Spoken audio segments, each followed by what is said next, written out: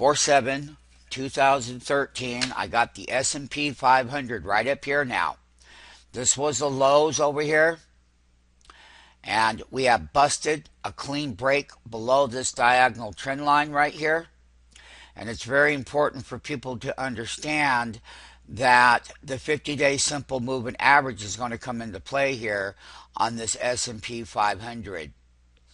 The analysis that we have given people was that a few weeks ago on the website, we told you that there was going to be a good-sized pullback. And there is. And we talked about it yesterday on Sunday. The thing about it is, this double top daily reversal from Friday to Monday is much greater of a reversal than your narrow range days up to the high. That means that we definitely have a range in. And this is the diagonal trend line from that last low that comes right over here, and it connects just perfectly now. And then you broke down and you broke below it. And now I'm just going to blow this part of it up. And we are in earnings season. We start earnings on a very light week today. And one thing that these markets are doing is they're punishing the bull. The Dow is down 166 handles. Nasdaq 100 down 31.63 handles. Nasdaq Composite, oh yes, it was down 70 handles earlier, but now minus 47.97. That S&P 500 that's been overbought forever is getting the balloon popped. How do you like that? And it's still overvalued right here, right now. We would also highlight where the put options of the 1870 monthly is up $13 a contract. That means that the bear is in full control and finally getting paid big money. We'd already sold this contract one time at $48, so it's still cheap on that 1870 put option on the S&P. One of the other things that I'm going to contribute here is the S&P 1850 put. Now, I'm going to show you something here now. What I'm going to show you here now is the 50-day simple moving average is support. Once it breaks it, these contracts had 26,000 contracts traded today. That's big volume, people. Whether you new people out here or any of you, it doesn't matter. They're putting their conviction in to the downside. And 26,000 contracts traded, and we closed 5 handles below that 1850 strike price. And not only that, my friends, lots of money to be made here on this pullback. Long overdue, by the way.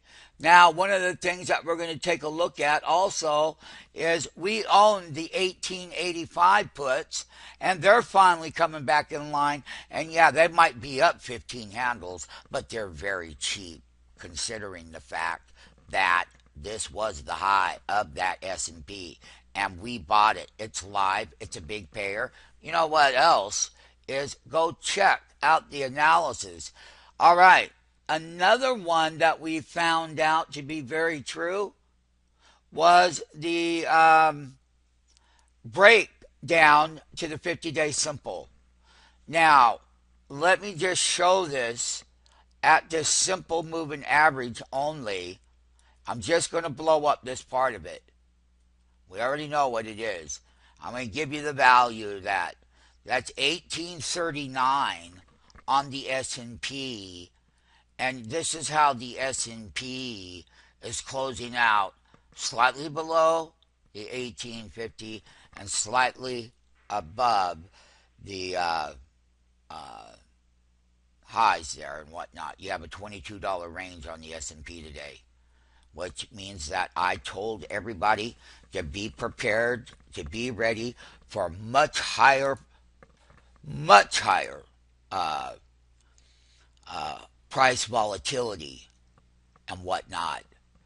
Okay, so I'm just happy to say one thing for sure, that we are in oversold conditions and that those trades are viable up and off the bottom. Nasdaq Composite daily chart right here.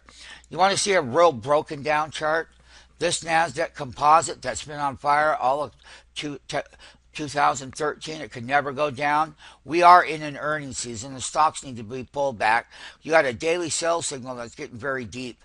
You have busted every single moving average on the Nasdaq Composite.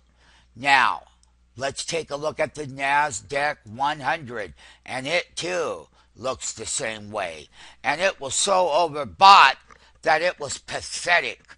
And the pathetic part of it was all used with HFT firms that ran these things to these ridiculous highs, and now the people are left in them. They're stuck in them. But you know what? Irrational exuberance gets that. Here's the Dow.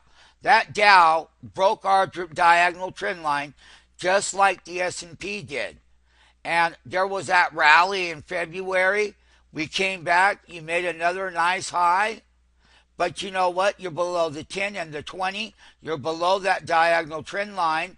And I'll just be very frank about it, is that the 50-day simple is down there on this Dow. It's going to be a test, 16,141.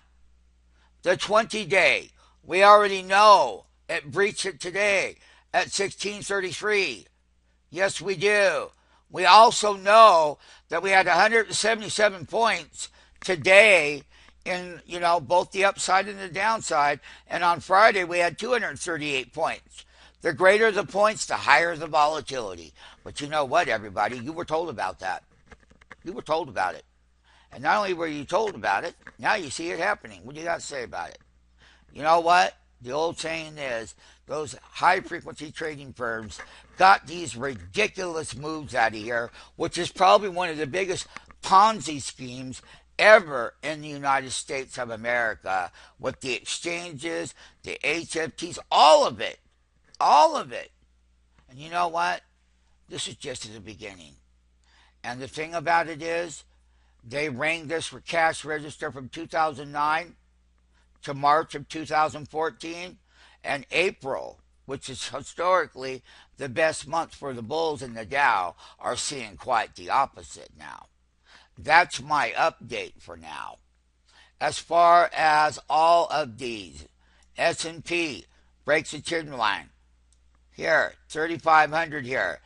A crash through all the simple day moving averages in that Nasdaq 100 high beta stocks. Here, the regular Nasdaq comp. We already know it went down. It looks relatively the same here as the S&P. Good luck. That's what I have to say.